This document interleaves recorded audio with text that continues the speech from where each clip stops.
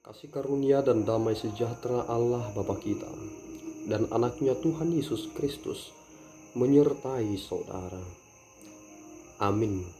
Shalom, saudara-saudari yang terkasih di dalam nama Tuhan Yesus Kristus. Senang bisa menyapa saudara di tempat saudara berada hari ini, dalam dimensi yang berbeda, tetapi dalam dunia yang sama.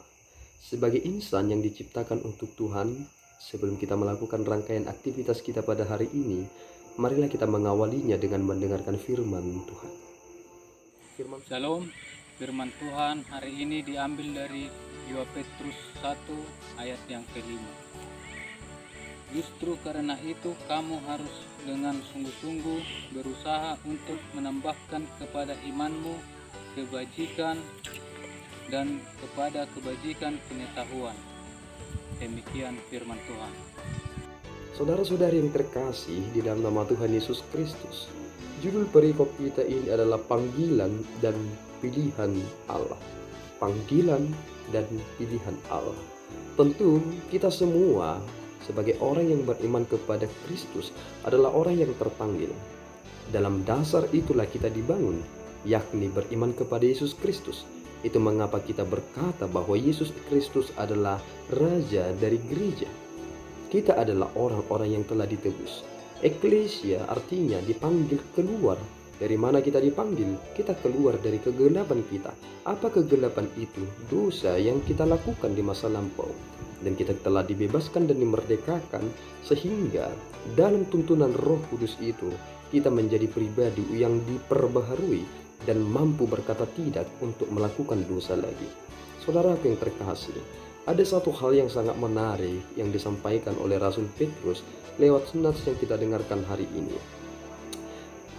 Kamu harus dengan sungguh-sungguh berusaha untuk menambahkan kepada imanmu kebajikan. Kita bukan ingin menambahkan aspek lain tentang iman, karena iman yang menyelamatkan seseorang. Tetapi ketika kita telah beriman kepada Yesus Kristus, tentu ada tanggung jawab yang berat dalam keberimanan kita. Sehingga di balik keberimanan kita kepada Kristus, kita berusaha untuk menunjukkan keberimanan kita itu dari hal yang dapat dirasakan oleh orang lain. Apa itu? Rasul Petrus berkata, menambahkan kepada imanmu kebajikan dan kepada kebajikan pengetahuan. Banyak orang yang bisa berkata bahwa dia beriman, seolah-olah ketika ia sudah beriman bisa memindahkan gunung, tetapi ia salah. Ia memindahkan gunung ke jalan orang yang lewat. Apakah ia berhasil dengan cara tersebut? Tentu tidak. Tetapi ketika kita memiliki iman yang sungguh-sungguh, tentu kita akan menunjukkan kebajikan yang sangat luar biasa. Kita akan menjadi pribadi yang menjadi berkat bagi orang lain. Dan ketika kita melakukan kebajikan, tentu kita mengetahui apa yang kita kerjakan. Salah besar ketika kita melakukan sesuatu kita tidak mengerti apa yang sedang kita kerjakan. Akhirnya itu menjadi batu sandungan kepada orang lain atau bahkan menjadi batu sandungan kepada saudara. Jika kita tidak melakukan segala sesuatunya dengan mengerti dan memahami, maka bisa saja itu malahan akan menjadi sesuatu yang bersifat fatal dalam kehidupan ini. Itu mengapa kita harus berhati-hati. Ada usaha yang sedang kita kerjakan di dunia ini, bahwa dalam perjalanan kehidupan ini, eksistensi kita sebagai orang yang beriman terus diuji.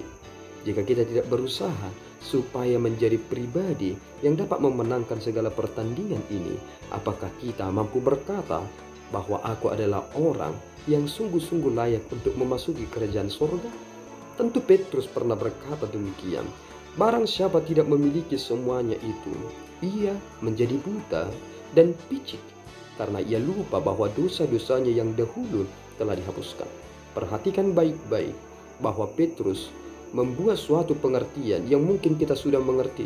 Tetapi Petrus berkata, aku menyatakan itu supaya aku dapat mengingatkanmu.